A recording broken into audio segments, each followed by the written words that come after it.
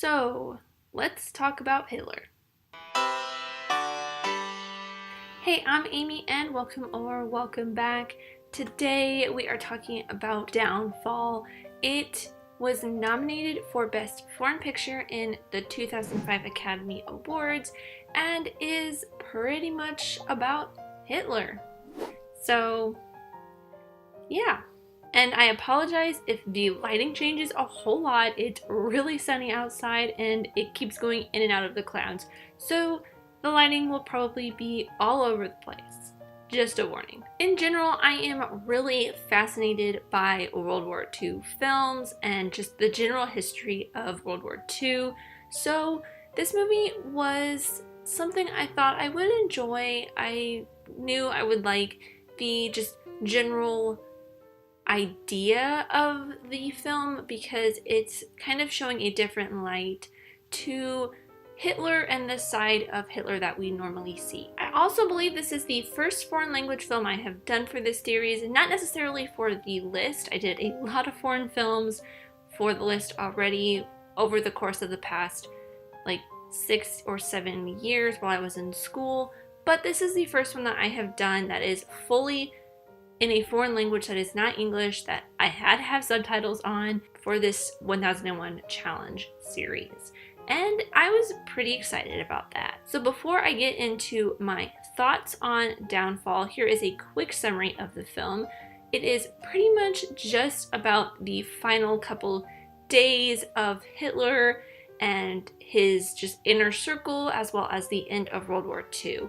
Pretty simple for a 2-hour and 36-minute long film. The only really intriguing fact that I found for Downfall in the 1001 book was that the director and cinematographer kind of pushed Hitler towards the outside of the frame of what you see throughout the film as he gets weaker and weaker. I thought that was a very interesting thought and way to do it, but it's not something that I actually had noticed while watching the film, so I kind of scrubbed through it again. I didn't really notice it, even though it was kind of pointed out to me, so I don't know if that's just something that the book talked about or if I'm just missing something. This part's gonna go by really quick. I feel like this is going to be a very short video because this movie is so long and I honestly got so bored about halfway through. It's like 2 hours, and like I said earlier, 2 hours and 36 minutes, and I really started feeling those 2 hours and 36 minutes about halfway through this movie. I got so bored. It talks about so much, and it's not because it's in German, which the whole movie's in German, and I was reading subtitles, but there's so many different characters and storylines that it all just kind of got lost on me, and it was hard for me to kind of focus in on everything and follow it all through. So I ended up mostly focusing on Frau Jung. I don't think I'm pronouncing that correctly. I am mostly German and I don't know any German, so I probably will butcher any German names I say, but I focus mainly on Frau Jung because she was kind of the start to this in a documentary. They were talking to the actual Frau Jung who wrote the book, talking about what happens in this movie.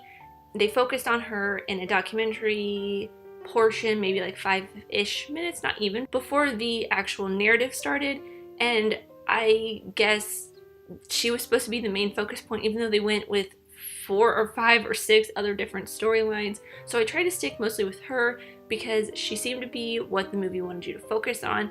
Plus, she was Hitler's secretary, so she was closest with Hitler, and I felt like that was also a kind of through point and the reason why you focus on her the most. But other than that, I was so confused through a lot of this. I mean, I got the general idea of the storyline because it's just basically the Third Reich falling apart from the inside and how Hitler is handling the Reich falling apart, his health, his mental health, and just living in a bunker for months on end, and the end of the war. So that kind of was very, I understood that. I understood the third storyline, but it was just following the subplots, the secondary and third tertiary storylines throughout the film. Just, I was completely done. Couldn't go any further. I had mentioned this in the kind of lead up to the movie that I was watching this week in my Spirited Away 2 weeks ago, but this was a movie that I just felt like I had to check off the list because it's not a movie that I particularly was excited to watch. I mean, I had kind of quality control checked it, which just means flipping through it, making sure menus and stuff work for work, but it was so long and so hard for me to get through. I mean, I wasn't really focusing on the story when I was checking it out. I was just very nervous to kind of really go and watch this whole thing. But I have to watch, well, I don't have to, I want to watch every single movie on the 1001 checklist. So I'm at that point where I just checked one off because I just wanted to get it out of the way and get it done with. And I mean, I'm not disappointed that I watched this movie. I kind of enjoyed it for the most part. It was just, like I said, a long, hard, just push through it all. Even though this was a hard slog for me to get through and I didn't like the length of it and I got really confused, there are some really great parts to this film, and it is understandable why it was nominated for a Best Foreign Film in the 2005 Oscars.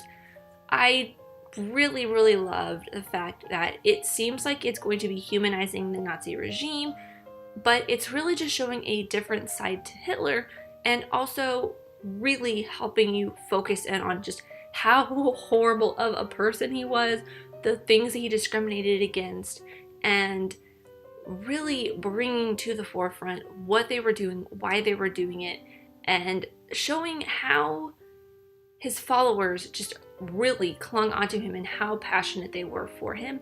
And it just kind of makes me cringe that this was actually a thing, and with some of the things that have been happening in America and kind of all over the world in the past like year or two, some of this stuff is still like really relevant today. Like, Nazis are still here, and it's kind of terrifying that they still think like this, and I don't know how I feel about that. I'm very terrified that this could happen again, but again, a little political, but that's just terrifying that someone would want to just wipe out an entire race of people.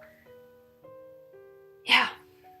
Even though there were a ton of actors in this, the acting was amazing, especially Bruno Ganz, who played Hitler.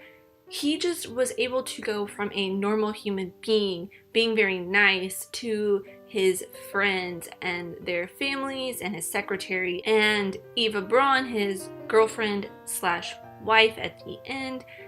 He just goes from being nice and normal, and then at the drop of a hat just loses control and just goes into just furious monologues of rage and yelling at people. But Bruno Ganz also really showed Hitler getting weaker and weaker from the Parkinson's disease, and just the shape. He has like a slight tremor in his hand, the way he walks, he's just kind of bent over and hunched over, and his face getting sallower and sallower as he's getting sicker and getting a little bit more defeated every moment. It was so great, and I feel like he was the best part of this for me, is just how great he did his job. And finally, my absolute favorite part of this, and something I talked a little bit about earlier because it was the thing I pointed out from the book, is the cinematography. Now, I didn't notice what the book talked about, how they were pushing Hitler towards the edge of the frame, but the rest of the cinematography in this was so beautiful, and just long sweeping shots, focusing in on someone standing in the doorway with just this huge empty room around them. It was very much something you see in a lot of German cinema, and I thought it was very beautiful.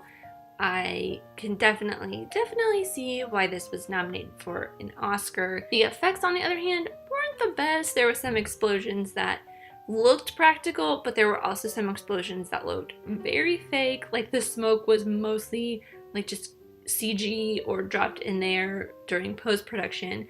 Not the best, but other than that, I mean, what really more could you ask for? This is kind of a very tough subject to talk about, but they did such an amazing job bringing in all of the period pieces to put this puzzle together to really show what Hitler was like. The clip I chose for Downfall is one that you will probably recognize, even though the subtitles of it will be much different than what you have seen before. It is a very short clip. I'm going to try to keep it as brief as possible because this was a meme on YouTube and just pretty much everywhere a couple of years ago. The meme was called Hitler Finds Out, and just let me know if you recognize it in the comments down below. Das war ein Befehl! Der Angriff Steiners war ein Befehl! That is all I have for Downfall. As always, these are just my opinions, but I would love to know yours in the comments down below.